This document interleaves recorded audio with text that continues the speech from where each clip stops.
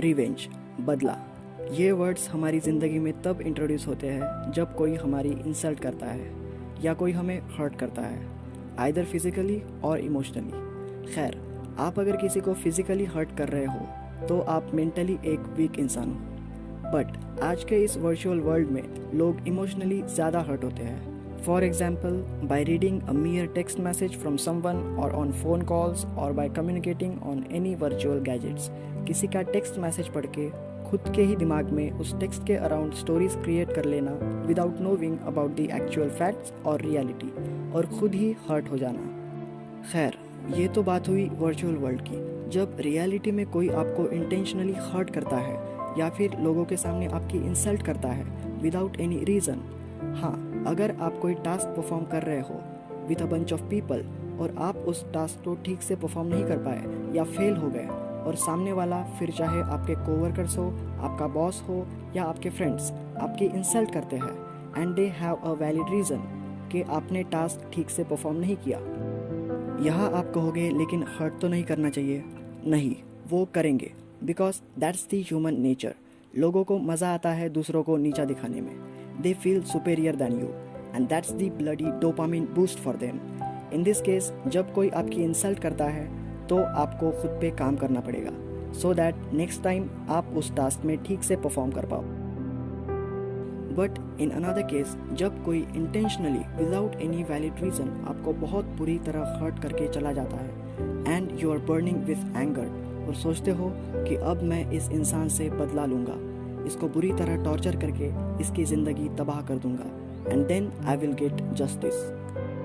First of all, if you are having these type of thoughts when someone hurts you, और आपको अगर लोगों को सफ़र करते हुए देखने में या उनको रोते हुए देखने में मज़ा आता है, दैट मीन्स कि आपका बेवकूफ़ इमोशनल माइंड आप पे हावी है, and if you don't take control of it, it will ultimately make you a complete psychopath, जिससे आप दूसरों की ज़िंदगी तो तबाह कर दोगे बट खुद भी बुरी तरह तबाह हो जाओगे। What you do in the process of revenge is, जब आप उस इंसान को जिसने आपको हर्ट किया उस पर डायरेक्ट फिजिकली अटैक नहीं कर पाते, तब आप उस इंसान के वीकनेसेस ढूंढने लग जाते हो और आप उन पे अटैक करते हो। If you are doing this in any UFC or boxing match, then it's a fair game. But this is reality. जब आप उस इंसान के वीकनेसेस पे अटैक करते हो तब आप इनडायरेक्टली उस इंसान को भी हर्ट करते हो, and that's what you want. But यहाँ आप बस उस इंसान को हर्ट नहीं कर रहे, आप उसके साथ जुड़े हुए उन सभी लोगों को हर्ट करते हो, जैसे उसके माँ बाप, भाई बहन। Maybe you didn't want to hurt them, but this is how it happens. दूसरों को हर्ट करके खुद अच्छा फील करना ये एक नेगेटिव है, because you don't know to what extent it may continue to hurt them. हो सकता है बिगिनिंग में आपको अच्छा लगे, बट जैसे जैसे टाइम निकलता है देन यू स्टार्ट थिंकिंग कि ये कुछ ज़्यादा हो गया, मुझे ऐसा नहीं करना चाहिए था, but you have already done too much damage. देखो, हम कहते तो है कि एवरीथिंग इज़ टेम्पररी, बट हम कभी इस बात को सीरियसली नहीं लेते, स्पेशली इमोशंस। उस मोमेंट पे जब आपको कोई बुरी तरह हर्ट करता है, Everyone feels two types of emotions. Number one, आप सोचते हो कि यार मैंने तो इसके साथ कुछ बुरा नहीं किया, फिर ये मुझसे ऐसे क्यों बिहेव कर रहा है। And second, you starts burning with anger and thinks about revenge.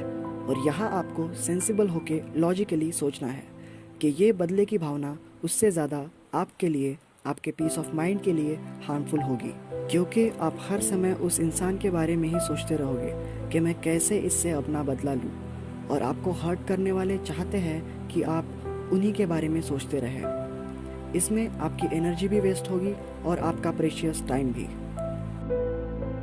Now the question is what you should do when someone hurts you. You just need to get out of this trap of revenge. Revenge बस फिल्मों में देखने पर अच्छा लगता है, but actually that's not how it works.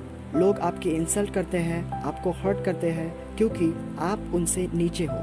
They want to control you, और अगर आप दबते चले गए it makes them more easier to control you. दबने की बजाय आपको करना ये है कि आपको बस आगे बढ़ते रहना है और ऊपर उठते रहना है। By working on your self betterment and making your living well. आगे बढ़ते रहना, ऊपर उठते रहना इतना आसान नहीं होगा। Actually it's going to be very difficult, क्योंकि आपको चोटें लगती रहेगी, लोग आपको हर्ट करते रहेंगे, नीचे लाने की कोशिश करते रहेंगे, because evolutionarily speaking they don't have any gene shares in your body and it's a selfish nature of their genes to pull you down. इस सिचुएशन में भी आपको आगे बढ़ते रहना है, चाहे जितनी चोटें लगती रहे। You ought to reach at the top so that your revenge will convert into their regret. And when you will reach at the top, सब कुछ बदल चुका होगा। फिर चाहे वो लड़की हो जो आपको छोड़ के चली गई, आपके माँ बाप, आपके रिश्तेदार जो आपको हमेशा टोकते रहते थे, और your friends who used to bully you, they all will forget कि एक समय था जब वो आपको बुरी तरह ट्रीट किया करते थे। वो सब कुछ भूल चुके होंगे, पर आपको सब याद रहेगा and you will just smile. And that's the true essence of life, जिसको महसूस करने के लिए आपको ज़िंदगी में हमेशा आगे बढ़ते रहना होगा, no matter what the situations are. So don't get into this trap of revenge. Just think logically rather than emotionally.